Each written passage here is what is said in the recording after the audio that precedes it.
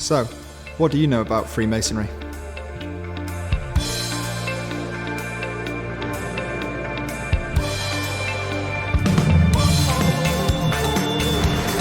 He has his friends and I have my friends, but but we get on together well.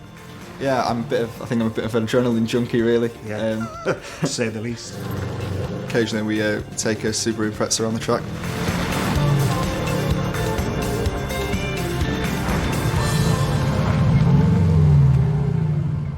Sam knew that I was a Freemason, but he didn't really know a lot about it.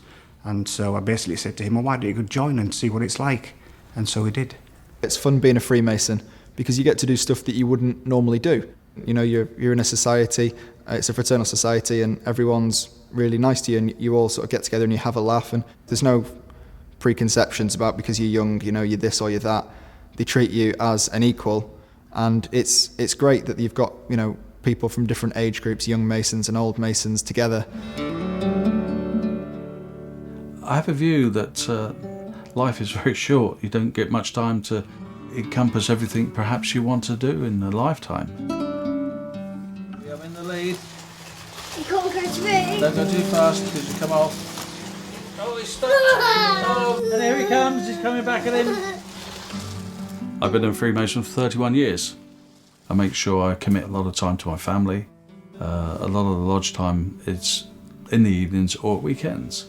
And I won't sacrifice time from my family for Freemasonry.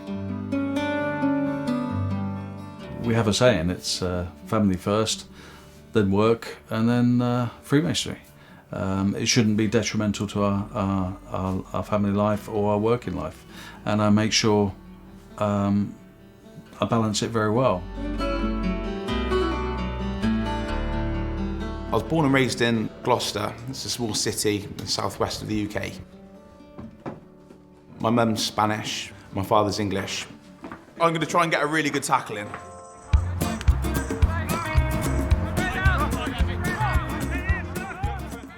I spoke to my friend and asked about it. He spoke to me in great depth, gave me an insight into Freemasonry, and I thought, that sounds good, that's something I want to be a part of. The groups of people that you are with, it's called a lodge, and the lodge is just basically a group of friends, young, old, rich, poor. We're all just men that are just having a good time, and people that in life I probably would have passed in the street, never even spoke to, never even exchanged comments, thoughts, or sort of life stories. I run various businesses, a construction company, I'm partner in a recruitment company, and the part of the business that I prefer the most is the Art Behind Bars and Break the Chain, which is a prisoner rehabilitation scheme. This is work that I've done previously before being a Mason. Being a Mason's given me the motivation, skills to do what I'm doing and continue it. I'm Stephanie Chambers, Alistair's wife. Tonight we're going to a Freemasons ladies' night. Initially, before he joined, obviously there was a time where we were discussing it, which was nice, he involved me in. And we discussed it, we looked at things. I was concerned it might take up a lot of his time because we were short of time, 5 children. The business it's quite a busy household. But actually it hasn't. You look at why Freemasonry has been successful. I think it's much more to do with the common desire to behave properly, to look after each other and enjoy each other's company. And all that naturally leads to charity. But Freemasonry wasn't set up originally for charity. It's just been a completely natural byproduct of it. I can give you an illustration that with the Philippines hurricane, it gave £50,000 nearly on day one to the Red Cross. And the fact that it can react so quickly to these disasters is of enormous benefit to the charities which are the recipients. Charity is really important to me. My grandmother's been disabled since she was 18, and so it means a lot to be able to help other people.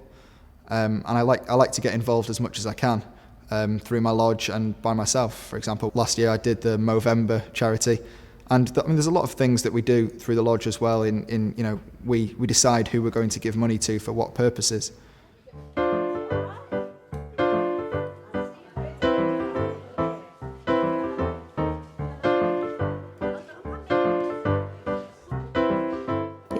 I was set up in 1842.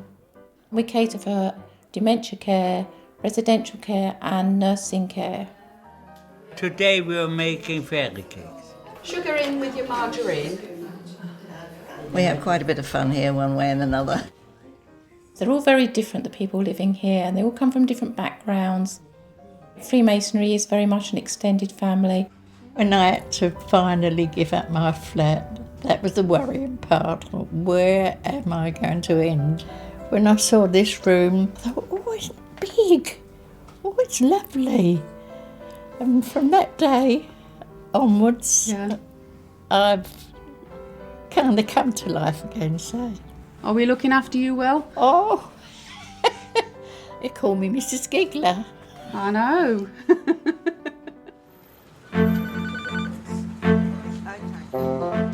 My wife had a serious allergic reaction. I raced her to A&E and they had to resuscitate her. An incredibly frightening experience. As a thank you, we thought, is there something we can do, particularly to help A&E, and particularly to help children who find themselves in such a frightening environment? I discussed that with my Masonic lodge, and we came up with the idea of TLC, the simple idea of using teddy bears to take out the stress of a visit to A&E. Coming to a place like this is quite strange to them, quite stressful.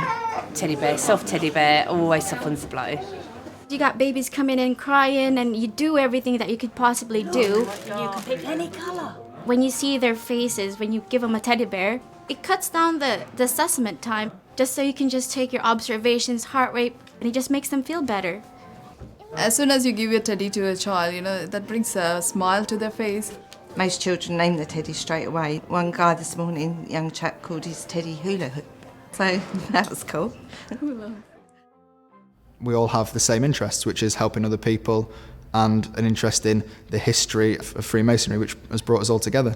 Since I became a member, it's been absolutely clear that history is extremely important. Freemasons Hall in Covent Garden, our headquarters, was built as a monument to those who died in the First World War.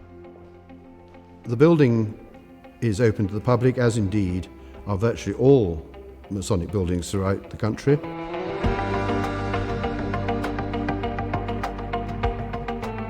We use the building at Covent Garden, our headquarters, for multiple purposes.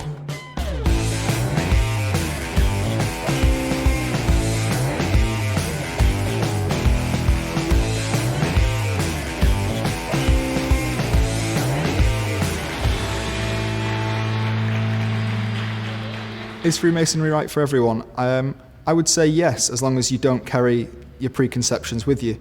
Because there's a lot of people who have a certain way of thinking towards Freemasonry which is based on nothing. But if you open your mind to it and experience it, then absolutely it's for everyone. Everyone likes to have friends, everyone likes to help other people.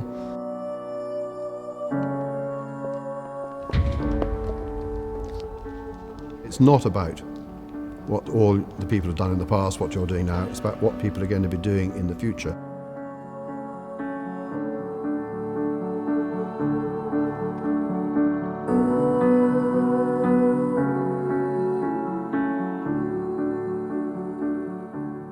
There are no political links. In fact, it's actually banned of in a lodge to talk about religion or politics, as those are the two main things that people have such different opinions on. Regardless of how hectic your life is, you can put in and take out what you want to, and that's what I really enjoy. That's what I like about Freemasonry. It's given me more confidence, confidence in my work and in other aspects of my life. You listen to people more, you're more open-minded, you do really become a better person. For me, the value and teachings of Freemasonry have made me the man I am today. I think the one thing that a new person coming into Freemasonry can gain is a perception as to how they should behave towards this world in general. So, what do you know about Freemasonry?